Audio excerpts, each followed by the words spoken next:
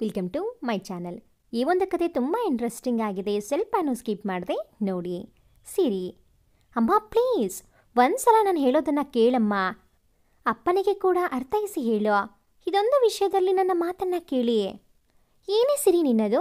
ನಾನು ಏನು ಕೇಳುವುದು? ನಿನ್ನಪ್ಪನಿಗೆ ನಾನು ಏನು ಹೇಳಿದ್ರೂ ಸರಿಯಾಗಲ್ಲ. ಎಲ್ಲವೂ ಅವರು ಹೇಳಿದ ಹಾಗೇನೆ ನಡೆಯಬೇಕು. ನಾವೇನಿದ್ರೂ ಹೇಳಿದ್ದನ್ನು ಕೇಳಿಕೊಂಡು ತಲೆಯಾಡಿಸಿಕೊಂಡಿರ್ಬೇಕಷ್ಟೇ ಎಂದರು ರಾಧಮ್ಮ. ಸಿರಿ ಒಂದೇ ಸಮನೆ ತಲೆಯ ಕೂದಲನ್ನು ಕೆದರಿಕೊಂಡು ಕಿರುಚುತ್ತಿದ್ದಳು. ಅದೊಂದು ಚಿಕ್ಕ ಗ್ರಾಮ. ಅಲ್ಲಿರುವ ಒಂದು ದೇವಸ್ಥಾನದ ಬಳಿಯಲ್ಲಿ ರಾಮಸ್ವಾಮಿ ಮತ್ತು ರಾಧಮ್ಮನವರ ಕುಟುಂಬ ವಾಸವಾಗಿತ್ತು. ಅವರ ಏಕೈಕ ಮಗಳು ಶಿರೀಷ. ಅವಳನ್ನು ಮನೆಯಲ್ಲಿ ಪ್ರೀತಿಯಿಂದ ಸಿರಿ ಎಂಬುದಾಗಿಯೇ ಕರೆಯುತ್ತಿದ್ದರು. ಸಾಂಪ್ರದಾಯಸ್ಥ ಕುಟುಂಬ. ಬಡತನವಿದ್ದರೂ ಕೂಡ ಮರ್ಯಾದೆ ಬಿಡಬಾರದು ಎಂಬುವುದು ಇವರ ಮೂಲ ಮಂತ್ರ. ರಾಮಸ್ವಾಮಿಯವರದ್ದು ದಿನಗೂಲಿ ಕೆಲಸ. ಅದರಲ್ಲೇ ಜೀವನ ನಡೆಸುತ್ತಿದ್ದರು. ರಾಧಮ್ಮ ಮನೆಯಲ್ಲಿ ಇದ್ದು ಬಟ್ಟೆ ಹೊಲಿಯುವ ಕೆಲಸ ಮಾಡುತ್ತಿದ್ದರು. ಮಗಳನ್ನು ಕಷ್ಟಪಟ್ಟು ಡಿಗ್ರಿ ತನಕ ಓದಿಸಿದ್ದರು. ಅದು ಕೂಡ ರಾಧಮ್ಮನವರ ಒತ್ತಾಯದ ಮೇರೆಗೆ. ರಾಮಸ್ವಾಮಿ ಶಿರೀಷಾಳಿಗೆ ಕಾಲೇಜ್ ಹೋಗಲು ಅನುಮತಿ ನೀಡಿದ್ದರು. ರಾಮಸ್ವಾಮಿಯವರ ಮನಸ್ಸಲ್ಲಿ ಹೆಣ್ಣು ಮಕ್ಕಳು ಯಾಕೆ ಕಲಿಯಬೇಕು? ಹೇಗಿದ್ದರೂ ಮದುವೆ ಆಗಿ ಗಂಡನ ಮನೆ ಹೋಗುವವರು, ಹೇಗಿದ್ದರೂ ಅವರು ಇನ್ನೊಬ್ಬರ ಕೈಯಲ್ಲೇ ಬದುಕುವುದು ಅನ್ನುವ ಒಂದು ಭಾವನೆ. ಆದರೆ ನಮ್ಮ ಶಿರೀಷಾಳದ್ದೇ ಬೇರೆ. ಈ ಒಂದು ಕಾರಣದಿಂದ ಶಿರೀಷಾಳಿಗೆ ಮುಂದೆ ಓದುವುದು ಬೇಡ, ಸಾಕು ಮಾಡು ಎಂದಿದ್ದರು. ಅದು ಅಲ್ಲದೆ ಮಗಳು ಎಲ್ಲಿ ದಾರಿ ತಪ್ಪುತ್ತಾಳೋ ಅನ್ನುವ ಭಯ. ಯಾರೊಂದಿಗೂ ಅವಳಿಗೆ ಬೆರೆಯಲು ಬಿಡುತ್ತಿರಲಿಲ್ಲ. ಕಟ್ಟುನಿಟ್ಟಾಗಿ ಬೆಳೆಸಿದ್ದರು. ಅವಳು ಕೂಡ ಅಪ್ಪ ಅಮ್ಮನ ಮಾತಿಗೆ ಮೀರಿ ನಡೆದದ್ದೇ ಇಲ್ಲ. ಅವರು ಹೇಳಿದಂತೆ ಕೇಳಿಕೊಂಡು ಸಂತೋಷವಾಗಿ ಇದ್ದಳು. ಶಿರೀಷಾಳದ್ದು ಡಿಗ್ರಿ ಮುಗಿಯುತ್ತಿರುವಾಗೇನೆ ಅವಳ ತಂದೆ ರಾಮಸ್ವಾಮಿಯವರು ಪಕ್ಕದ ಊರಿನ ಒಬ್ಬ ಗೆಳೆಯನ ಪರಿಚಯದಿಂದ ಒಂದು ಸಂಬಂಧವನ್ನ ಗಟ್ಟಿ ಮಾಡಿದ್ದರು. ಅಲ್ಲದೆ ಆ ಹುಡುಗ ಮುಂಬೈನ ಒಂದು ಉನ್ನತ ಕಂಪನಿಯಲ್ಲಿ ಕೆಲಸದಲ್ಲಿದ್ದ. ಶ್ರೀಮಂತ ಕುಟುಂಬವಾಗಿತ್ತು. ತನ್ನ ಮಗಳು ರಾಣಿಯ ಹಾಗೆ ಸಂತೋಷದಲ್ಲಿ ಇರುತ್ತಾಳೆ ಎಂಬ ಆಸೆ ಅವರದ್ದು. ಹಾಗಾಗಿ ರಾಧಮ್ಮ ಮತ್ತೆ ರಾಮಸ್ವಾಮಿ ಇಬ್ಬರು ಖುಷಿಯಲ್ಲಿ ಒಪ್ಪಿಕೊಂಡಿದ್ದರು. ಇಂದು ಶಿರೀಷಾಳನ್ನು ನೋಡಲು ಹುಡುಗನ ಕಡೆಯವರು ಬರುವುದು. ಇವಳು ಮದುವೆ ಬೇಡ ಎಂದು ಒಂದೇ ಹಠದಲ್ಲಿ ಬೆಳಗ್ಗೆಯಿಂದಲೇ ಕೋಣೆ ಸೇರಿದ್ದಳು. ಅಮ್ಮ ಸೀರೆ, ಹೂವು, ಬಳೆ ಎಲ್ಲವನ್ನೂ ಇಟ್ಟು ಬೇಗ ಸಿದ್ಧವಾಗಿರು ಅಂತ ಹೇಳಿ ಅಡುಗೆ ಕೋಣೆ ಕಡೆ ಮುಖ ಮಾಡಿದ್ದರು. ರಾಧಮ್ಮ ಕೆಲಸ ಎಲ್ಲ ಮುಗಿಸಿ ಒಳಗೆ ಬಂದು ನೋಡುವಾಗ ಇವಳು ಕೂದಲೆಲ್ಲ ಕೆದರಿಕೊಂಡು ಅಳುತ್ತಿದ್ದಳು. ಅಮ್ಮ ಎಷ್ಟೇ ಸಮಾಧಾನ ಪಡಿಸಿದರೂ ಸುಮ್ಮನಾಗಲಿಲ್ಲ. ಹೊರಗಿನಿಂದ ರಾಮಸ್ವಾಮಿಯವರು, ಏನೇ ರಾಧಾ, ಮಗಳಿಗೆ ರೆಡಿ ಮಾಡಿ ಆಯ್ತಾ? ನನ್ನ ಮಗಳು ಗೊಂಬೆಯ ಹಾಗೆ ಕಾಣಿಸಬೇಕು, ಹಾಗೆ ಸಿದ್ಧ ಮಾಡು ಅವಳನ್ನ ಎಂಬುದಾಗಿ ಕೂಗಿ ಹೇಳುತ್ತಾ ಹೊರಗಿನ ಕೆಲಸವನ್ನೆಲ್ಲ ಗಡಿಬಿಡಿಯಲ್ಲಿ ಅಚ್ಚುಕಟ್ಟಾಗಿ ಮಾಡುತ್ತಿದ್ದರು. ಅಪ್ಪನ ಒಂದೊಂದು ಮಾತು ಶಿರೀಷಾಳ ಮನಸ್ಸಿಗೆ ಚುಚ್ಚಿದ ಹಾಗಿತ್ತು. ಆದರೇನು ಮಾಡಲಿ?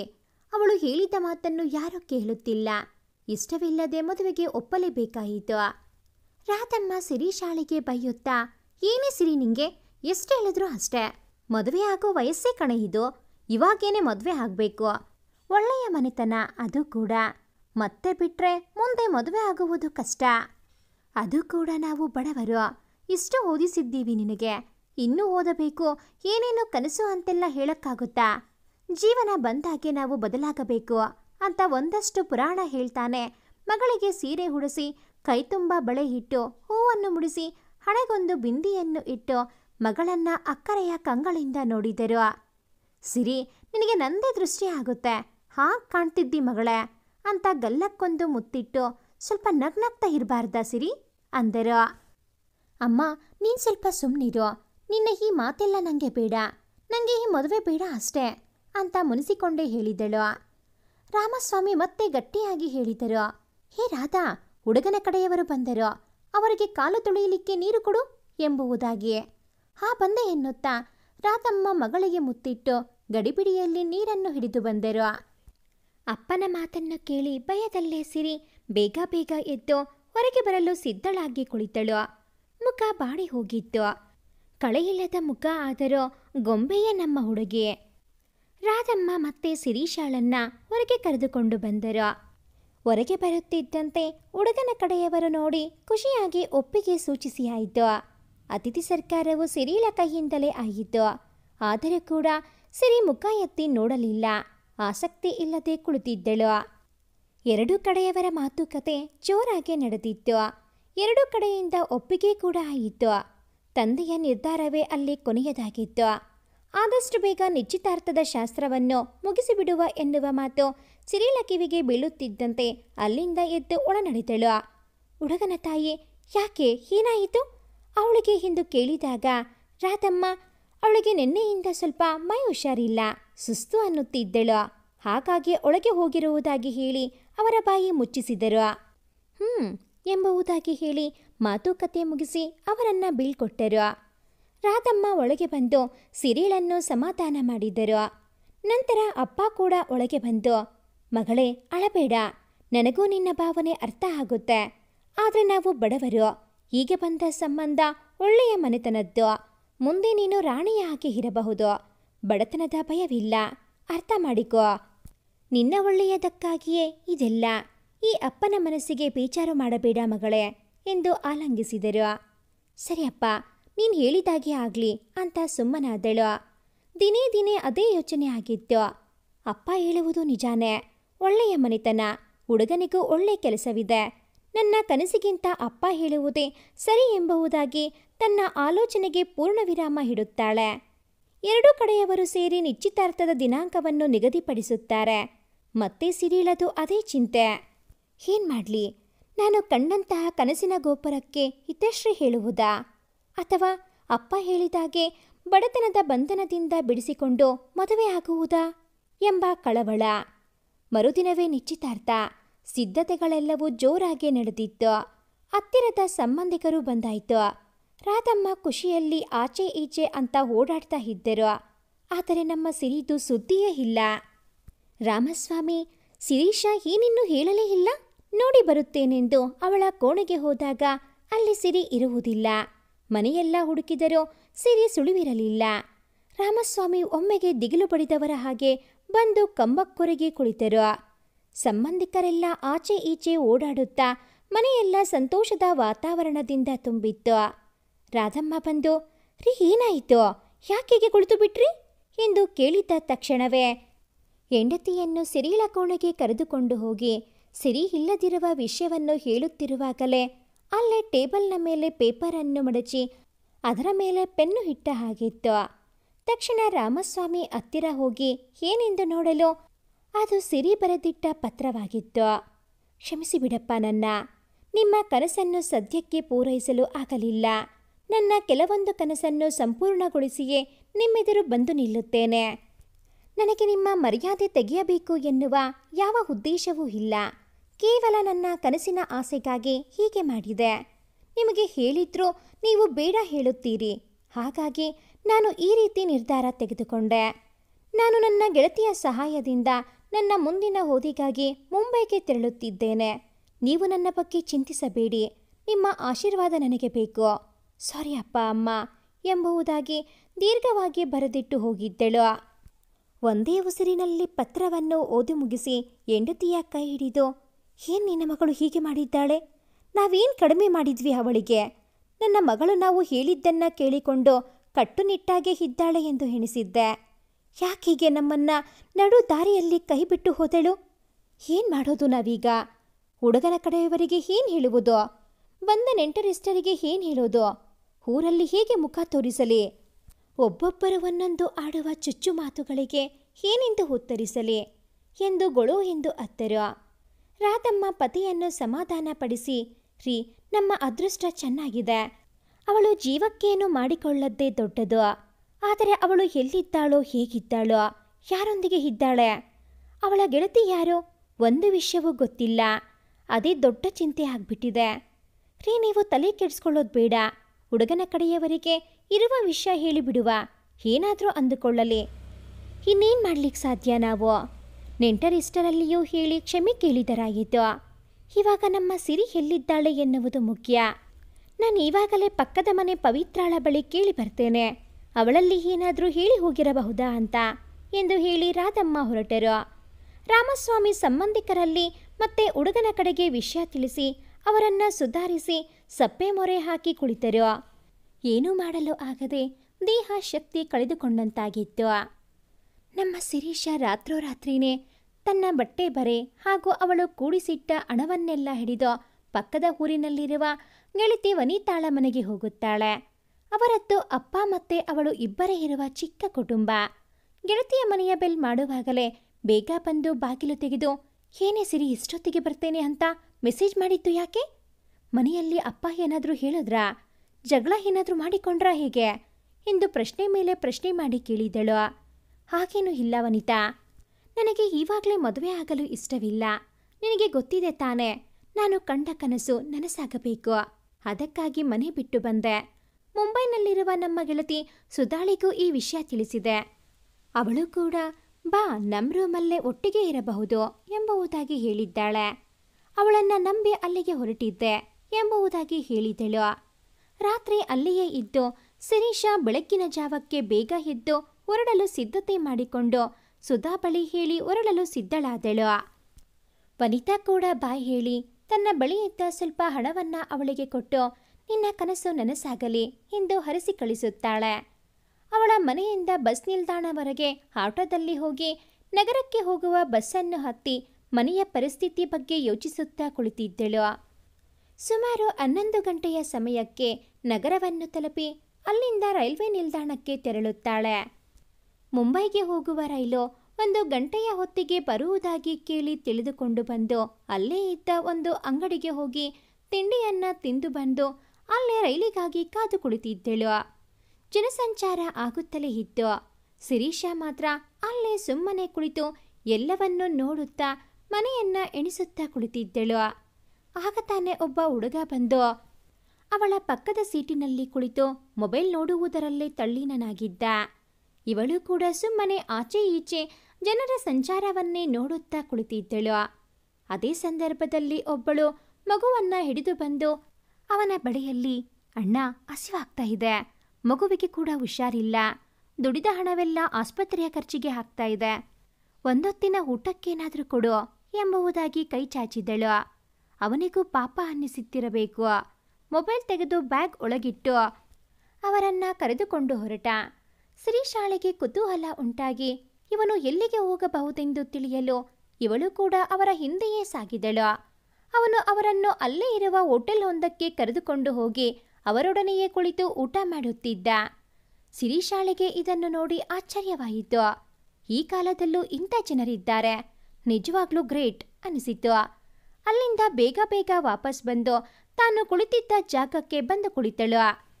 ಅಷ್ಟರಲ್ಲೇ ಅವನು ಬಂದು ಅಲ್ಲೇ ಕುಳಿತು ಮತ್ತೆ ಮೊಬೈಲ್ನಲ್ಲಿ ಮಗ್ನನಾದ. ಶಿರೀಷ ಅವನನ್ನೇ ನೋಡುತ್ತಾ ಕುಳಿತಿದ್ದಳು. ಅವನು ಒಮ್ಮೆಗೆ ಶಿರೀಷಾಳ ಕಡೆ ತಿರುಗಿ ನೋಡಿ ಏನು ಎಂಬುದಾಗಿ ಕೇಳಿದ. ಇವಳು ತಲೆಯಾಡಿಸಿ ಏನೂ ಇಲ್ಲ ಎಂದು ತಲೆ ಕೆಳಗೆ ಮಾಡಿ ಕುಳಿತಳು. ಅವನು ಅಲ್ಲಿಂದ ಎದ್ದು ಬಂದು ಶಿರೀಷಾಳ ಬಳಿ ಇದ್ದ ಸೀಟಿನಲ್ಲಿ ಕುಳಿತ. ಸಿರಿಗೆ ಒಮ್ಮೆಲೆ ಎದೆ ಜಲ್ಲೆನಿಸಿತು. ಭಯದಲ್ಲೇ, ಯಾಕ್ರಿ ನೀವು ನನ್ನ ಬಳಿ ಬಂದು ಕುಳಿತಿದ್ದು ಎಂದು ಕೇಳಿದಳು.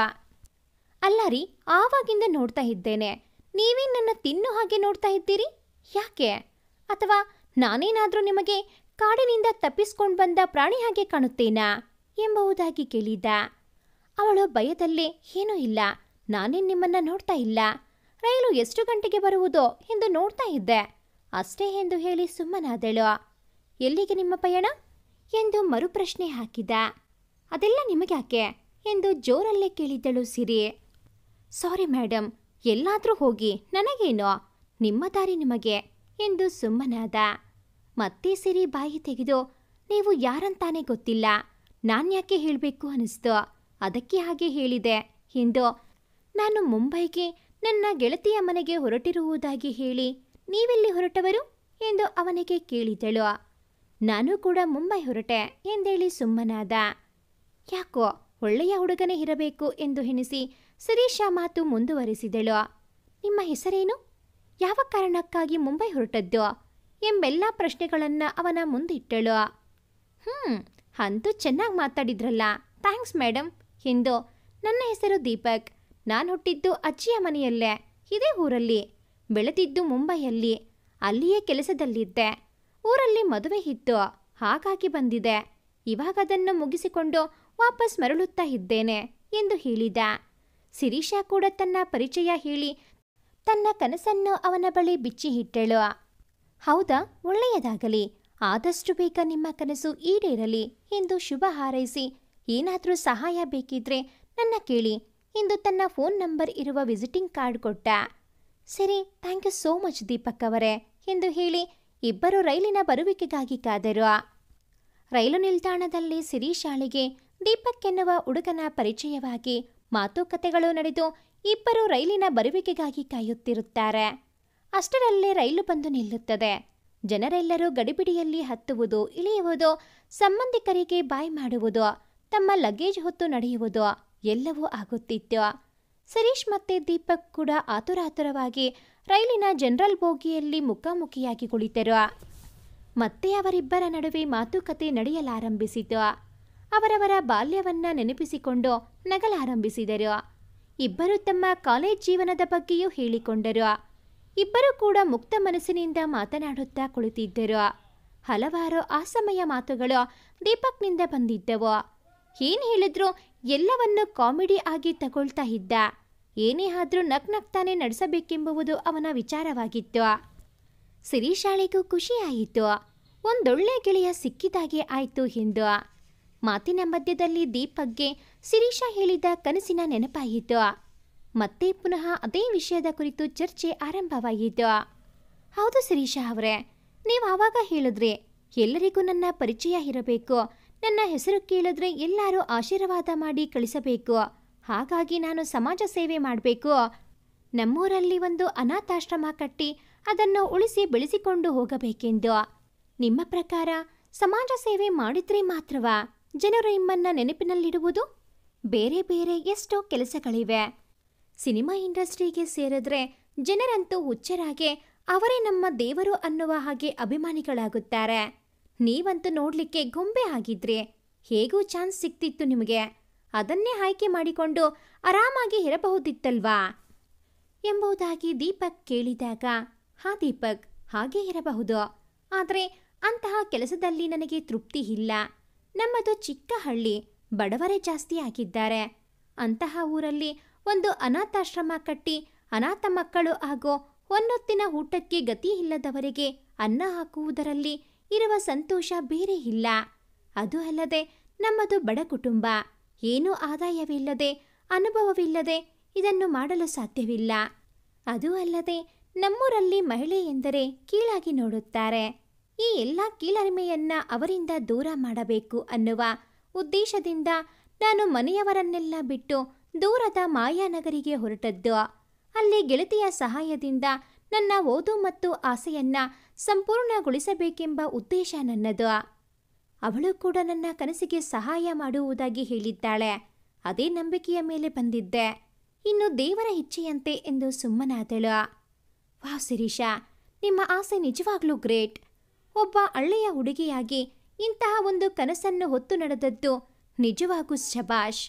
ನಿಮ್ಮ ಕನಸಿಗೆ ನಾನು ಯಾವಾಗೂ ಸಿದ್ಧ.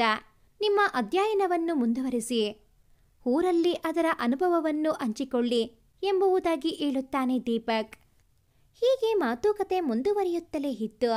ರಾತ್ರಿಯ ಊಟ ಕೂಡ ರೈಲಿನಲ್ಲೇ ಆಯಿತು. ಇಬ್ಬರು ಶುಭರಾತ್ರಿ ಹೇಳಿ ಅಲ್ಲಿ ನಿದ್ದೆಗೆ ಜಾರಿದ್ದರು. ಬೆಳಗ್ಗೆ ಸುಮಾರು 4 ಗಂಟೆಯ ಹಾಗೆ ರೈಲು ಮುಂಬೈಯನ್ನು ತಲುಪಿತ್ತು. ಇಬ್ಬರು ಒಂದೇ ನಿಲ್ದಾಣದಲ್ಲಿ ಇಳಿದರು. ಸರಿ, ಕೂಡಲೇ ತನ್ನ ಗೆಳತಿ ಸುಧಾಳಿಗೆ ಫೋನ್ ಮಾಡಿದ್ರೆ ಅವಳು ಕಾಲ್ ರಿಸೀವ್ ಮಾಡಿರಲಿಲ್ಲ. 2-3 ಸಲ ಮಾಡಿದ್ರು ಅವಳಿಂದ ಯಾವುದೇ ಪ್ರತಿಕ್ರಿಯೆ ಇರಲಿಲ್ಲ. ಭಯದಲ್ಲೇ ದೀಪಕ್ ಬಳಿ ಬಂದು, ಪ್ಲೀಸ್ ಬೆಳಕು ಹರಿಯುವ ತನಕ ನನ್ನ ಜೊತೆಗೆ ಇದ್ದು ಮತ್ತೆ ಹೋಗಬಹುದಾ? ನನ್ನ ಗೆಳತಿ ಕಾಲ್ ರಿಸೀವ್ ಮಾಡ್ತಾ ಇಲ್ಲ ಎಂದು ಹೇಳಿದಾಗ ದೀಪಕ್ ಕೂಡ, ಶಿರೀಷಾ ಅವರೇ, ನೀವಿಲ್ಲಿ ಇಳಿದಿದ್ದರಿಂದ ನಾನಿಲ್ಲಿ ಇಳಿದದ್ದು. ಇಲ್ಲ ಅಂದ್ರೆ ನನ್ನದು ಮುಂದಿನ ನಿಲ್ದಾಣ. ನಿಮ್ಮ ಗೆಳತಿ ಬಂದು ನಿಮ್ಮನ್ನ ಕರೆದುಕೊಂಡು ಹೋಗುವವರೆಗೆ ನಿಮ್ಮ ಜೊತೆನೇ ಇರುತ್ತೇನೆ.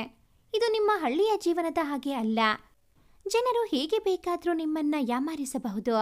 ನೀವಂತೂ ಮುಗ್ಧ. ಹೀಗಿದ್ರೆ ಬದುಕೋದು ಕಷ್ಟ ಇಲ್ಲಿ. ಹಾಗಾಗಿ ಹೇಳ್ತಾ ಇದ್ದೇನೆ, ನೀವು ಆದಷ್ಟು ಚುರುಕಾಗಬೇಕು. ಇದು ಮನುಷ್ಯರನ್ನೇ ತಿಂದು ಬದುಕುವ ನಾಡು. ಮುಂದಿನ ಹೆಜ್ಜೆಯನ್ನ ತುಂಬ ಹುಷಾರಾಗಿ ಹಿಡಿ ಎಂಬ ಸಲಹೆಗಳನ್ನು ನೀಡಿದ. ನಾನಿಲ್ಲಿ ಜೀವನ ನಡೆಸ್ತೇನಾ ಎನ್ನುವುದೇ ಒಂದು ದೊಡ್ಡ ಪ್ರಶ್ನೆ ದೀಪಕ್ ಎಂದಾಗ, ನಾನಿದ್ದೇನೆ ನಿಮ್ಮ ಜೊತೆಗೆ. ಏನೇ ಸಹಾಯ ಬೇಕಿದ್ರೋ ನನ್ನ ಕೇಳಿ ಎಂದು ಹೇಳಿದಾಗ ಸಿರಿಲ ಮುಖ ಅರಳಿತು. ಮತ್ತೆ ಶಿರೀಷಾ ಕಾಲ್ ಮಾಡಿದ್ದಳು. ಆವಾಗೂ ಅವಳ ಪ್ರತಿಕ್ರಿಯೆ ಇಲ್ಲ. ಮತ್ತೆ ಭಯದಲ್ಲೇ ಸುಧಾ ನನಗೆ ಏನಾದರೂ ಮೋಸ ಮಾಡಿದ್ರೆ ನಾನೆಲ್ಲಿ ಹೋಗುವುದು? ಇಂತಹ ಮಾಯಾನಗರಿಗೆ ಕಾಲಿಟ್ಟಾಗಿದ್ದು. ಏನೂ ಗೊತ್ತಿರದ ನಾನು ಹೇಗಿರಲಿ ಎಂದಾಗ, ನೋಡಿ ಶಿರೀಷಾ, ನಿಮ್ಮ ಗೆಳತಿಗೆ ಇನ್ನೂ ಮಾರ್ನಿಂಗ್ ಆಗಿಲ್ಲ. ಇಲ್ಲಿ ಎಲ್ಲರೂ ಏಳುವುದೇ 8 ಗಂಟೆಯ ಮೇಲೇನೆ. ಹಳ್ಳಿಯ ಹಾಗಲ್ಲ ಇಲ್ಲಿ. ಎದ್ದು ಮೊಬೈಲ್ ನೋಡಿದ ಮೇಲೆ ಬಂದು ನಿಮ್ಮನ್ನ ಕರೆದುಕೊಂಡು ಹೋಗುತ್ತಾರೆ ಎಂಬುದಾಗಿ ಸಮಾಧಾನ ಪಡಿಸಿದ. ಕ್ಯಾಂಟೀನಲ್ಲಿ ಟೀ ಕುಡಿಯುವ ಶಿರೀಷಾ, ಬನ್ನಿ ಎಂದ್ರೆ, ನನಗೆ ಬೇಡ, ಮೊದಲು ನನ್ನ ಫ್ರೆಂಡ್ ಬಂದ್ರೆ ಸಾಕು, ಆಮೇಲೆ ಎಲ್ಲ ಎಂದು ಸುಮ್ಮನಾದಳು. ಮತ್ತೆ ಅವನೇ ಹೋಗಿ ಟೀ ತಂದು ಕೊಟ್ಟು ಕುಡಿಯಿರಿ ಎಂದಾಗ, ಇದೆಲ್ಲ ಯಾಕೆ, ಏನೂ ಬೇಡ ನನಗೆ ಇವಾಗ ಎಂದಾಗ, ನಾನು ತಂದಿದ್ದು ವೇಸ್ಟ್ ಆಗುತ್ತೆ ರೀ, ಪ್ಲೀಸ್ ಕುಡಿಯಿರಿ ಎಂದ ಮೇಲೆ ಕುಡಿದು ಮತ್ತೆ ಸಪ್ಪೆ ಮೊರೆ ಹಾಕಿ ಕುಳಿತಳು. ಆವಾಗಲೇ ಮೊಬೈಲ್ ರಿಂಗ್ ಆಯಿತು. ನೋಡುವಾಗ ಸುಧಾಳತ್ತೆ ಕರೆಯಾಗಿತ್ತು. ಖುಷಿಯಲ್ಲಿ ಕಾಲ್ ರಿಸೀವ್ ಮಾಡಿ, ಎಲ್ಲಿ ಇದ್ದೀಯಾ, ನನಗೆ ಎಷ್ಟು ಭಯ ಆಗಿತ್ತು ಗೊತ್ತಾ ಎಂದು ಹೇಳುವಾಗ, ಸುಧಾ ಅಲ್ಲೇ ಪಕ್ಕದಲ್ಲೇ ನಿಂತು ಈ ಕಡೆ ನೋಡಮ್ಮ ಎನ್ನುವಾಗ ಸಿರಿಲ ಕಂಗಳು ವಜ್ರದಂತೆ ಪಳಪಳಿಸಿತು. ಇಬ್ಬರು ಆಲಂಗಿಸಿಕೊಂಡು ದೀಪಕ್ನನ್ನು ಕೂಡ ಸುಧಾಳಿಗೆ ಪರಿಚಯ ಮಾಡಿಸಿ ಅವನಿಗೆ ಧನ್ಯವಾದ ಹೇಳಿ, ನಾವಿಬ್ಬರು ಇನ್ಮೇಲೆ ಒಳ್ಳೆ ಫ್ರೆಂಡ್ ಎಂಬುದಾಗಿ ಹೇಳಿ ನಡೆದಳು. ದೀಪಕ್ ಕೂಡ ಸರಿ, ಆಲ್ ದ ಬೆಸ್ಟ್ ಎಂದು ವಿಶ್ ಮಾಡಿ ತನ್ನ ದಾರಿಯನ್ನು ಹಿಡಿದ. ಇತ್ತ ಸಿರಿಲ ಅಮ್ಮ ಅಪ್ಪ ಚಿಂತೆಯಲ್ಲೇ ಮುಳುಗಿದ್ದರು. ಎಷ್ಟು ಕಾಲ್ ಮಾಡಿದ್ರೂ ಅವಳು ರಿಸೀವ್ ಮಾಡ್ತಾ ಇರಲಿಲ್ಲ. ಊರಲ್ಲಿ ಏನೇನು ಊಹಾಪೋಹಗಳು. ರಾಮಸ್ವಾಮಿ ಅಂತೂ ಅದನ್ನೆಲ್ಲ ಸಹಿಸಲಾಗದೆ ಮನೆಯಿಂದ ಹೊರಗೆ ಬರುತ್ತಿರಲಿಲ್ಲ. ದಿನಾಲು ಸಿರಿಗೆ ಬೈಗುಳ ಶಾಪದ ಮಳೆಯೇ ಸುರಿಯುತ್ತಿತ್ತು. ಸುಧಾ ತಾನಿರುವ ರೂಮ್ಗೆ ಸಿರಿಲನ್ನು ಕರೆದುಕೊಂಡು ಬಂದು ತನ್ನೆಲ್ಲ ಗೆಳತಿಯರನ್ನು ಪರಿಚಯಿಸಿ ಅವಳನ್ನು ಕೂಡ ಪರಿಚಯ ಮಾಡಿಸುತ್ತಾಳೆ. ಸಿರಿಗೆ ಅವರೆಲ್ಲರ ಉಡುಗೆ ನೋಡಿ ಒಮ್ಮೆಗೆ ವಿಚಿತ್ರ ಅನಿಸಿತಾದರೂ ಸುಮ್ಮನೆ ನೋಡಿ ತಲೆ ಕೆಳಗೆ ಮಾಡಿ ಕುಳಿತಿದ್ದಳು. ಸುಧಾಳ ಗೆಳತಿಯರ ಗುಸುಗುಸು ಶುರುವಾಗಿತ್ತು. ಅದರಲ್ಲಿ ಒಬ್ಬಳು ಹೇಳೇ ಬಿಟ್ಟಳು, ಏನೇ ಸುಧಾ, ನಿನ್ನ ಫ್ರೆಂಡ್ ಒಳ್ಳೆ ಗೌರಮ್ಮ ಇದ್ದಾಗೆ ಇದ್ದಾಳೆ, ಇಲ್ಲಿ ಹೇಗೆ ಜೀವನ ನಡೆಸುತ್ತಾಳೆ, ಏನಿದ್ರೂ ಬೋಲ್ಡ್ ಆಗಿರ್ಬೇಕಮ್ಮ ಎಂದಾಗ, ಹೇ ಸುಮ್ಮನಿರೆ, ಅವಳನ್ನು ಬದಲಾಯಿಸಿದ್ರಾಯಿತು. ನಾನಿವಾಗ ನಿಮ್ಮೊಂದಿಗೆ ಸೇರಿ ಆಗ್ಲಿಲ್ವಾ, ಹಾಗೆ ಸಿಂಪಲ್ ಕಣೆ ಎಂದು ಸುಧಾ ಹೇಳಿದಾಗ ಸಿರಿಗೆ ಒಮ್ಮೆಗೆ ಶಾಕ್ ಆಯಿತು.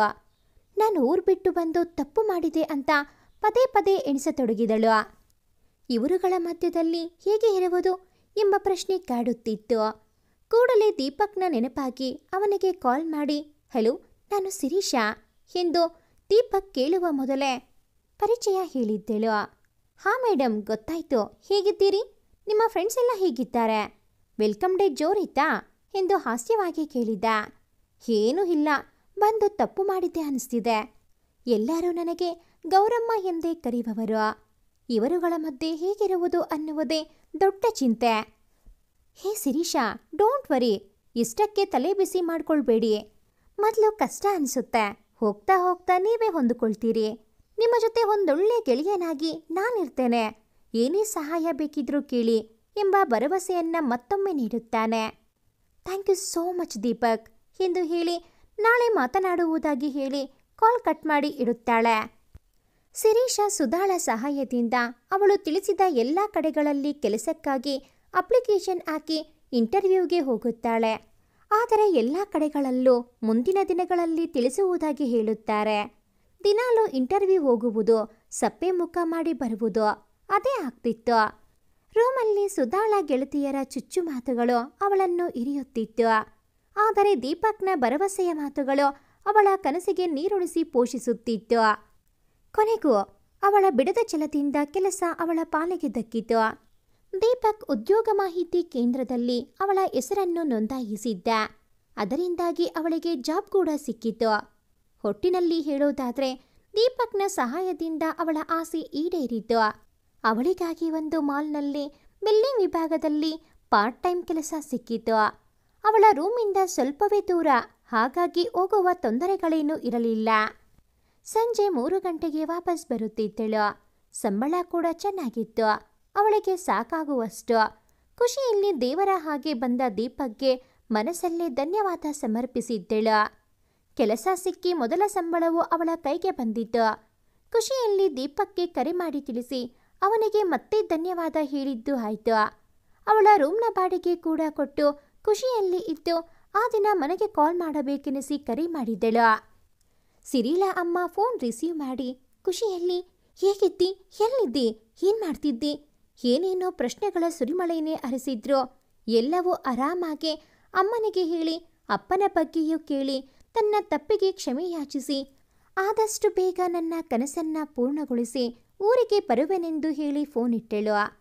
ದಿನಗಳು ಕಳೆದಂತೆ ಅವಳ ಆಸೆಯಂತೆ ಅವಳು ಮುಂದಿನ ಓದಿಗಾಗಿ ಸುಧಾ ಮತ್ತು ದೀಪಕ್ನ ಸಹಾಯ ಪಡೆದು ಸಂಜೆಯ ಕಾಲೇಜಿಗೆ ಸೇರುತ್ತಾಳೆ. ಅಲ್ಲಿ ತನ್ನ ಇಷ್ಟದ ಸಮಾಜ ಸೇವೆಯ ವಿಷಯದ ಕುರಿತಾಗಿ ಅಧ್ಯಯನ ನಡೆಸಲು ಇಚ್ಛಿಸಿ ಅದನ್ನೇ ಆಯ್ದುಕೊಳ್ಳುತ್ತಾಳೆ. ಬೆಳಗ್ಗೆ ಕೆಲಸಕ್ಕೆ ಹೋಗಿ ಸಂಜೆ ಅಲ್ಲಿಂದಾನೇ ಕಾಲೇಜಿಗೆ ಹೋಗಲು ಶುರು ಮಾಡುತ್ತಾಳೆ. ಅದೊಂದು ದಿನ ಕಾಲೇಜಿನಲ್ಲಿ ಸಮಾಜ ಸೇವೆ ಸಂಘಟನೆಯವರು ಕಾರ್ಯಕ್ರಮವನ್ನು ಆಯೋಜಿಸಿದ್ದರು. ಅದರಲ್ಲಿ ಹೆಣ್ಣು ಮಕ್ಕಳ ರಕ್ಷಣೆಯ ಕುರಿತಾಗಿ ಜಾಗೃತಿ ಮೂಡಿಸುವ ವಿಚಾರಗೋಷ್ಠಿಯನ್ನು ನಡೆಸಲಾಗಿತ್ತು. ಅಲ್ಲಿರುವ ಎಲ್ಲ ವಿದ್ಯಾರ್ಥಿಗಳಿಂದಾನೇ ಚರ್ಚೆಗಳು ನಡೆಯಲ್ಪಟ್ಟು ಎಲ್ಲರೂ ಅವರವರ ವಿಚಾರಧಾರೆಗಳನ್ನು ಎಲ್ಲರ ಮುಂದೆ ಹಂಚಿಕೊಂಡರು. ಶಿರೀಷಾ ಮಾತ್ರ ಸುಮ್ಮನೆ ಕುಳಿತು ಎಲ್ಲವನ್ನೂ ಆಲಿಸುತ್ತಿದ್ದಳು. ತಾನು ಮಾತಾಡಿದ್ರೆ ಎಲ್ಲರೂ ನಗಾಡ್ತಾರ ಏನೋ, ಭಾಷೆ ಕೂಡ ಸರಿಯಾಗಿ ಬರಲ್ಲ, ಎಲ್ಲರ ಮುಂದೆ ನಗೆಪಾಟಲಿಗೆ ಈಡಾಗುವುದು ಬೇಡ ಎಂದು ಸುಮ್ಮನೆ ನೋಡುತ್ತಾ ಕುಳಿತಿದ್ದಳು. ಹುಡುಗರು ಮತ್ತೆ ಹುಡುಗಿಯರ ನಡುವೆ ಜೋರಾಗಿ ಚರ್ಚೆಗಳು ನಡೆಯುತ್ತಿತ್ತು. ಬಂದ ಅತಿಥಿಗಳು ಕೂಡ ಅವರ ಚರ್ಚೆಗೆ ಸಹಕರಿಸುತ್ತಾ ಅದನ್ನು ತಿಳಿಸಿ ಹೇಳುತ್ತಿದ್ದರು. ಶಿರೀಷಾಳ ಬಳಿಯಲ್ಲೇ ಕುಳಿತ ಇನ್ನೊಬ್ಬಳು ವಿದ್ಯಾರ್ಥಿ ನಿಧಾನಕ್ಕೆ ಶಿರೀಷಾಳನ್ನು ಮೈಮುಟ್ಟಿ ಕರೆದು ವಾಟ್ ಹ್ಯಾಪನ್ ಎಂಬುದಾಗಿ ಕೇಳಿದಳು. ಒಮ್ಮೆಗೆ ಇಂಗ್ಲಿಷಲ್ಲಿ ಹೇಳಲಿಕ್ಕೆ ಬರದೆ ನಥಿಂಗ್ ಎಂದೇಳಿ ಮತ್ತೆ ಸುಮ್ಮನಾದಳು.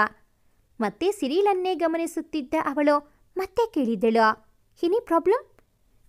ಏನೂ ಇಲ್ಲ ಮಾರಾಯ್ತಿ ಎಂದು ಆಡುಭಾಷೆಯಲ್ಲಿ ಹೇಳಿದಳು. ಒಮ್ಮೆಗೆ ಆ ಹುಡುಗಿಗೆ ಆಶ್ಚರ್ಯವಾಗಿ ನೀವು ಕನ್ನಡಿಗರಾ ಎಂದು ಕೇಳಿದಳು. ಸಿರಿಗೆ ಕೂಡ ಖುಷಿಯಾಯಿತು. ನೆನಪಿಲ್ಲದೆ ಹಾಗೇಳಿದ್ದಕ್ಕೆ ಒಳ್ಳೆಯದಾಯಿತು. ಒಬ್ಬ ಕನ್ನಡದ ಹುಡುಗಿ ಪರಿಚಯ ಆದ್ರಲ್ವಾ ಎಂದು ಮನಸ್ಸಲ್ಲೇ ಖುಷಿಪಟ್ಟಳು. ಹಾ ಹೌದು, ನಾವು ಕರ್ನಾಟಕದವರು, ನನಗೆ ಭಾಷೆ ಸರಿಯಾಗಿ ಬರಲ್ಲ, ಅದಕ್ಕೆ ಸುಮ್ಮನೆ ಕುಳಿತಿದ್ದೆ ಅಷ್ಟೇ ಎಂದಳು. ಇನ್ಮೇಲೆ ಹಾಗೆಲ್ಲ ಎಣಿಸಬೇಡಿ, ನಿಮಗೆ ಬಂದ ಹಾಗೆ ಮಾತಾಡಿ, ಮತ್ತೆ ಅಭ್ಯಾಸ ಆಗುತ್ತೆ, ನಾನು ಕೂಡ ಹೇಳಿಕೊಡುತ್ತೇನೆ ಎಂಬುದಾಗಿ ಹೇಳಿದಳು. ಥ್ಯಾಂಕ್ ಯು, ನಿಮ್ಮ ಹೆಸರೇನು ಎಂದು ಸಿರಿ ಕೇಳಿದಾಗ ಗಮ್ಯ ಎಂದು ಹೇಳಿ ಸಿರಿಲ ಪರಿಚಯ ಕೂಡ ಮಾಡಿಕೊಟ್ಟಳು. ಸಿರಿಗೆ ಒಳ್ಳೆ ಗೆಳತಿ ಸಿಕ್ಕ ಹಾಗೆ ಆಯ್ತು. ಇಷ್ಟು ದಿನ ಒಬ್ಬಳೆ ಆಚೆ ಈಚೆ ಅಂತ ಓಡಾಡ್ತಾ ಇದ್ದಳು. ಇವಾಗ ಅವಳಿಗೂ ಒಂದು ಜೋಡಿ ಸಿಕ್ಕಿದ್ದು ಖುಷಿಯಾಯಿತು. ಕಾಲೇಜಿನಲ್ಲಿ ಕಾರ್ಯಕ್ರಮ ಎಲ್ಲ ಮುಗಿಯುವಾಗಲೇ 7:30 ಹಾಗೆ ಆಗಿತ್ತು. ಸಿರಿ ದೀಪಕ್ಗೆ ಕೂಡ ಕಾಲ್ ಮಾಡಿ ಮೊದಲೇ ಹೇಳಿದ್ದಳು ಕಾರ್ಯಕ್ರಮದ ಬಗ್ಗೆ. ಅವನು ಕೂಡ ಅವಳಿಗೆ ಜಾಗೃತಿಯಾಗಿರಿ, ಏನಾದರೂ ಸಹಾಯ ಬೇಕಿದ್ರೆ ಕೇಳು ಎಂಬುದಾಗಿ ಹೇಳಿದ್ದ. ಕಾರ್ಯಕ್ರಮ ಮುಗಿಯುತ್ತಿದ್ದ ಹಾಗೆ ದೀಪಕ್ಗೆ ಕಾಲ್ ಮಾಡಿದ್ದಳು. ಆದರೆ ಇವಳು ಹೊರಗೆ ಬರುತ್ತಲೇ ದೀಪಕ್ ಅವಳನ್ನು ಕರೆದುಕೊಂಡು ಹೋಗಲು ಬೈಕ್ ಹಿಡಿದುಕೊಂಡು ಬಂದು ಕಾಯುತ್ತಾ ನಿಂತಿದ್ದ. ಸಿರಿಗೆ ಒಮ್ಮೆಲೆ ನೋಡಿ ಆಶ್ಚರ್ಯವಾಗಿತ್ತು. ನಾನು ಬರಲಿಕ್ಕೆ ಹೇಳಿಲ್ಲ, ಆದರೂ ಬಂದಿದ್ದಾರೆ ಎಂದು. ಏನ್ ಮಾಡ್ಲಿ, ಗಂಟೆ 8 ಆಯ್ತು, ದೀಪಕ್ ಜೊತೆ ಹೋಗೋದಾ ಬೇಡ್ವಾ ಎಂಬ ಗೊಂದಲದಲ್ಲಿ ಅವನ ಬಳಿಗೆ ಬಂದು ದೀಪಕ್ ನೀವಿಲ್ಲಿ? ಹಾ ಶಿರೀಷಾ, ಇವತ್ತು ತಡವಾಗುತ್ತೆ ಅಂತ ಹೇಳಿದ್ರಲ್ವಾ, ನಾನು ಹೇಗೂ ಇದೇ ದಾರಿಯಲ್ಲಿ ಹೋಗುವವನಿದ್ದೆ, ಹಾಗಾಗಿ ನಿಮ್ಮನ್ನ ಕರೆದುಕೊಂಡೇ ಹೋಗುವ ಅಂತ ಕಾಯ್ತಾ ಇದ್ದೆ. ಬನ್ನಿ ಬೇಗ ಗಾಡಿ ಹತ್ತಿ, ತಡವಾಯ್ತಲ್ವಾ ಎಂದ. ಹಾ ಎಂದು ಸುಮ್ಮನೆ ಬೈಕ್ ಹತ್ತಿ ಕುಳಿತಳು. ಮನಸ್ಸಲ್ಲಿ ಏನೋ ಒಂದು ರೀತಿಯ ಸಂಕೋಚ. ಆದರೂ ಮುಂಬೈಯಂಥ ನಗರದಲ್ಲಿ ತನ್ನೆಲ್ಲ ಕನಸಿಗೆ ಊರುಗೋಲಾಗಿ ನಿಂತ ದೀಪಕ್ ತುಂಬಾ ಒಳ್ಳೆಯವನೇ ಎಂದು ಮನಸ್ಸಲ್ಲೇ ಹಿಗ್ಗಿದಳು. ದೀಪಕ್ ಅವಳ ರೂಮ್ ಎದುರಲ್ಲಿ ಗಾಡಿ ನಿಲ್ಲಿಸಿ ಅವಳನ್ನು ಬಿಟ್ಟು ಬಾಯ್ ನಾಳೆ ಸಿಗುವೆ ಎಂಬುದಾಗಿ ಹೇಳಿ ಹೊರಟ. ದಿನಗಳು ಕಳೆದಂತೆ ಅಲ್ಲಿಯ ನಗರದ ಜೀವನಕ್ಕೆ ಹೊಂದಿಕೊಂಡಳು. ಕಾಲೇಜಿಗೆ ಸೇರಿದಾಗಿನಿಂದ ಅವಳಲ್ಲಿ ಹಲವಾರು ಬದಲಾವಣೆಗಳು ಕೂಡ ಆಗಿತ್ತು. ಹೊಸ ಗೆಳೆಯರ ಪರಿಚಯದಿಂದಾಗಿ ಅವಳ ಜೀವನ ಶೈಲಿಯಲ್ಲಿ ಬದಲಾವಣೆಗಳಾಗಿದ್ದವು. ದೀಪಕ್ನ ಗೆಳೆತನ ಕೂಡ ಅವಳ ಬದಲಾವಣೆಗೆ ಕಾರಣವಾಗಿತ್ತು. ಅವಳ ರೂಮ್ನಲ್ಲಿದ್ದ ಸುಧಾಳ ಗೆಳತಿಯರು ಕೂಡ ಸಿರಿಲೊಂದಿಗೆ ಬೆರೆಯುತ್ತಿದ್ದರು. ತೃಪ್ತಿಯ ಜೀವನ ಸಿರಿಲದ್ದಾಗಿತ್ತು. ಕಾಲೇಜು ಚಟುವಟಿಕೆಗಳು ಜಾಸ್ತಿಯಾಗಿತ್ತು. ಕೆಲಸದ ಒತ್ತಡವಿದ್ದರೂ ಕೂಡ ಅಚ್ಚುಕಟ್ಟಾಗಿ ನಿಭಾಯಿಸುತ್ತಿದ್ದಳು. ಅಧ್ಯಯನಕ್ಕೆ ಬೇಕಾದಂತಹ ಪುಸ್ತಕಗಳನ್ನು ಗ್ರಂಥಾಲಯದಿಂದಲೇ ತಂದು ಓದಿಕೊಡುತ್ತಿದ್ದಳು. ಕಾಲೇಜ್ ಬೇಗ ಮುಗಿದ ದಿನ ಗ್ರಂಥಾಲಯದಲ್ಲೇ ಓದುತ್ತಾ ಕುಳಿತು ಸಮಯ ಕಳೆಯುವುದು ಅವಳ ಹವ್ಯಾಸವಾಗಿ ಹೋಗಿತ್ತು.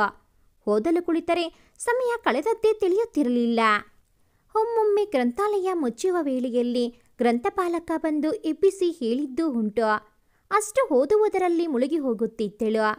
ಹೀಗೆ ಆ ಒಂದು ದಿನ ಗ್ರಂಥಾಲಯದಿಂದ ಮರಳುವಾಗ ರಸ್ತೆಯ ಬದಿಯಲ್ಲಿ ಒಬ್ಬ ಚಿಕ್ಕ ಹುಡುಗ ಅಳುತ್ತಾ ನಿಂತಿರುವುದು ಇವಳ ಕಣ್ಣಿಗೆ ಬಿದ್ದು ಆ ಹುಡುಗನ ಬಳಿ ಹೋಗಿ, ಯಾಕೆ ಅಳುವುದು, ಏನಾಗಿದೆ, ಎಲ್ಲಿ ಮನೆ ಎಂಬೆಲ್ಲ ಪ್ರಶ್ನೆಯನ್ನು ಹಿಂದಿಯಲ್ಲೇ ಕೇಳಿದಳು.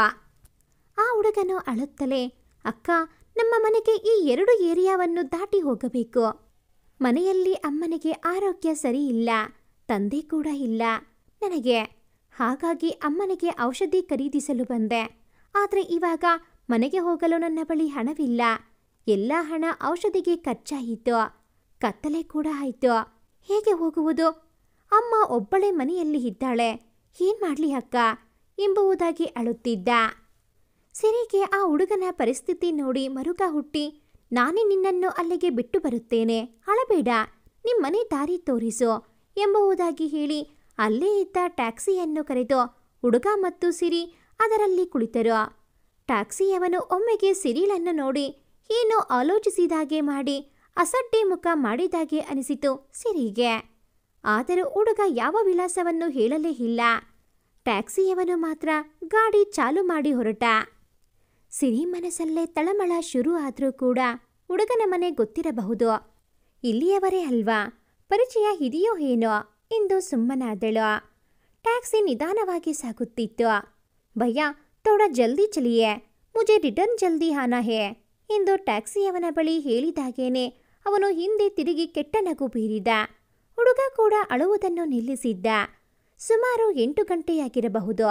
ಆದರೆ ವಿದ್ಯುತ್ ದೀಪಗಳಿಂದ ನಗರ ಬೆಳಗುತ್ತಿತ್ತು. ಗಾಡಿ ಸಾಗುತ್ತಲೇ ಇತ್ತು. ತಾನಿದ್ದ ಜಾಗದಿಂದ ತುಂಬ ದೂರ ಬಂದಾಗಿದೆ. ಸಿರಿಯಳ ಎದೆಯಲ್ಲಿ ನಡುಕ ಶುರುವಾಗಿ ಹುಡುಗನ ಬಳಿ, ಇನ್ನೆಷ್ಟು ದೂರ ನಿಮ್ಮನೆ ಎಂದಾಗ ಅವನು ಕೂಡ ನಗುತ್ತಲೇ, ಯಹಿ ಪಾಸ್ಮೇ ಹೇ ದೀದಿ ಎಂದು ಹೊರಗಡೆ ನೋಡುತ್ತಾ ಕುಳಿತ. ತಕ್ಷಣ ದೀಪಕ್ ನೆನಪಾಗಿ ಅವನಿಗೆ ಫೋನ್ ಮಾಡಲೆಂದು ಮೊಬೈಲ್ ತೆಗೆದು ನೋಡುವಾಗ ಮೊಬೈಲ್ ಚಾರ್ಜ್ ಇಲ್ಲದೆ ಸ್ವಿಚ್ ಆಫ್ ಆಗಿತ್ತು. ಅವಳ ಭಯ ಇಮ್ಮಡಿಗೊಂಡಿತ್ತು. ಎಂಥ ಸಮಯದಲ್ಲಿ ಮೊಬೈಲ್ ಕೈ ಕೊಟ್ಟಿದೆ ಎಂದು. ಟ್ಯಾಕ್ಸಿ ಯಾವುದೋ ಒಂದು ತಿರುವನ್ನು ಹಿಡಿಯಿತು. ಅಷ್ಟರಲ್ಲೇ ಅಲ್ಲಿ ವಿದ್ಯುತ್ ದೀಪಗಳ ಬೆಳಕು ಕಡಿಮೆ ಇತ್ತು. ಅದೊಂದು ಸ್ಲಮ್ ಆಗಿ ಕಾಣಿಸುತ್ತಿತ್ತು. ಕತ್ತಲೆಯೇ ಜಾಸ್ತಿ ಆವರಿಸಿತ್ತು ಆ ಪ್ರದೇಶದಲ್ಲಿ. ಜನರ ಓಡಾಟ ಕೂಡ ಕಡಿಮೆ ಇತ್ತು. ನಗರವನ್ನು ಬಿಟ್ಟು ಯಾವುದೋ ಒಂದು ಸ್ಲಮ್ಗೆ ಬಂದಿದ್ದೇವೆ ಎಂಬುವುದು ಅವಳ ಅರಿವಿಗೆ ಬಂದು ಮತ್ತೊಮ್ಮೆ ಹುಡುಗನ ಬಳಿ ಇನ್ನೆಷ್ಟು ದೂರ ಎಂಬುದಾಗಿ ಮತ್ತೆ ಕೇಳಿದಳು. ಯಹಿ ಪಾಸ್ಮೇ ಹೇ ಎಂದ ಆ ಹುಡುಗ. ಮುಂದೆ ಮುಂದೆ ಹೋದಂತೆ ಬೆಳಗ್ಗೆ ಕಾಣದ ಕತ್ತಲು ಆವರಿಸಿ ನಿಶಬ್ದ ಮೌನ ಆವರಿಸಿತ್ತು. ತಾನೆಲ್ಲಿ ಬಂದೆ, ಯಾವ ಪ್ರದೇಶ ಏನೂ ತಿಳಿಯದೆ ಭಯದಲ್ಲಿ ಸಿರಿ ಚಡಪಡಿಸುತ್ತಿದ್ದಳು. ಭಯದಲ್ಲಿ ಟ್ಯಾಕ್ಸಿ ಅವನ ಬಳಿಯಲ್ಲಿ ದೀಪಕ್ಗೆ ಕಾಲ್ ಮಾಡಲೆಂದು ತನ್ನ ಮೊಬೈಲ್ನ ಕೊಡುವಿರಾ, ಕಾಲ್ ಮಾಡಿ ಕೊಡುವೆನೆಂದು ಕೇಳಿದಾಗ ಅವನು ಅಮ್ ನಹಿ ದೇ ಸಕ್ತಾ ಎಂದು ತನ್ನ ಪಾಡಿಗೆ ತಾನಿದ್ದ. ಸಿರಿ ಎಷ್ಟೇ ಕೇಳಿದರೂ ಕೊಡದೆ ಹಾಗೆ ಟ್ಯಾಕ್ಸಿ ಚಲಿಸುತ್ತಿದ್ದ. ಅವಳು ಯಾಕೆ, ಏನು, ಎಲ್ಲಿ ಎಂಬೆಲ್ಲ ನೂರಾರು ಪ್ರಶ್ನೆಗಳನ್ನು ಕೇಳಿದರೂ ಯಾವುದೂ ಕೇಳಿಸಿಕೊಳ್ಳದ ಹಾಗೆ ಸುಮ್ಮನಿದ್ದ. ಹುಡುಗ ಕೂಡ ಹೊರಗಡೆನೇ ನೋಡುತ್ತಾ ಕುಳಿತಿದ್ದ. ಸಿರಿಲ ಮುಖ ಭಯದಲ್ಲಿ ಬಿಳಿಚು ಹೋಗಿತ್ತು. ಏನಾಗುತ್ತಿದೆ, ಎಲ್ಲಿಗೆ ಬಂದೆ, ಹುಡುಗ ಹೇಳಿದ್ದ ಮಾತುಗಳು ನಿಜವಿರಬಹುದಾ? ಇಷ್ಟು ಹೊತ್ತಾದರೂ ಕೂಡ ಹುಡುಗನ ಮನೆ ಬಂದಿಲ್ಲ. ನಾನೆಲ್ಲಿಗೆ ಸಾಗುತ್ತಿದ್ದೆ? ಯಾವುದಾದರೂ ತೊಂದರೆಯಲ್ಲಿ ಸಿಕ್ಕಿದ್ದೇನೆ? ಒಂದು ವೇಳೆ ಹಾಗೆ ಆದರೂ ಕೂಡ ಇಲ್ಲಿ ನನ್ನ ಕೇಳುವವರು ಯಾರೂ ಇಲ್ಲ. ಏನ್ ಮಾಡ್ಲಿ ಇವಾಗ ಎಂಬೆಲ್ಲ ಆಲೋಚನೆಗಳು ಸಿರಿಲ ಮನದಲ್ಲಿ ತಾಳ ಹಾಕುತ್ತಿದ್ದವು. ಅಷ್ಟರಲ್ಲೇ ಟ್ಯಾಕ್ಸಿ ನಿಂತಿತು. ಸುತ್ತಲೂ ಕತ್ತಲು. ಅಕ್ಕಪಕ್ಕದಲ್ಲಿ ಎಲ್ಲೂ ಮನೆಗಳಾಗಲಿ ಜನರ ಸಂಚಾರವಾಗಲಿ ಏನೂ ಇರಲಿಲ್ಲ. ಎಲ್ಲಿ ಎಂಬುವುದೇ ತಿಳಿಯಲಿಲ್ಲ. ಸಿರಿ ಟ್ಯಾಕ್ಸಿಯವನಿಗೆ ಬಾಡಿಗೆಯನ್ನು ಕೊಟ್ಟು ಹುಡುಗನ ಬಳಿ ಎಲ್ಲಿ ನಿಮ್ಮನೆ ಎಂಬುದಾಗಿ ಕೇಳಿದಾಗ ಇಲ್ಲೇ ಸ್ವಲ್ಪ ಕಾಲುದಾರಿಯಲ್ಲಿ ಸಾಗಿದರೆ ಮನೆ ಸಿಗುವುದಾಗಿ ಹೇಳಿ ಅವಳನ್ನು ಕರೆದುಕೊಂಡು ಹೋದ. ಇಷ್ಟಕ್ಕೂ ಆ ಹುಡುಗ ಸಿರಿಯನ್ನು ಎಲ್ಲಿಗೆ ಕರೆದುಕೊಂಡು ಹೋಗುತ್ತಿದ್ದಾನೆ? ಸಿರಿ ಏನಾದರೂ ತೊಂದರೆಯಲ್ಲಿ ಸಿಲುಕಿದ್ದಾಳಾ? ನಿಜವಾಗಲೂ ಅವಳು ತೊಂದರೆಯಲ್ಲಿ ಸಿಲುಕಿದರೆ ಅವಳನ್ನು ಕಾಪಾಡುವವರು ಯಾರು? ಮುಂದೆ ಏನಾಗಲಿದೆ? ಅವಳ ಕನಸು ನನಸಾಗುತ್ತಾ? ಕಾಯ್ದು ನಿರೀಕ್ಷಿಸಿ. ಭಾಗ 2 ಮುಂದುವರಿಯುತ್ತದೆ.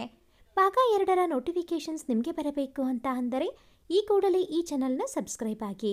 ಹಾಗೆಯೇ ಈ ಒಂದು ವಿಡಿಯೋ ನಿಮಗೆ ಇಷ್ಟ ಆಗಿದ್ದಲ್ಲಿ ಪ್ಲೀಸ್ ಲೈಕ್ ಮಾಡಿ, ಶೇರ್ ಮಾಡಿ, ಹಾಗೆಯೇ ಕಾಮೆಂಟ್ ಮಾಡೋದನ್ನು ಮರಿಬೇಡಿ.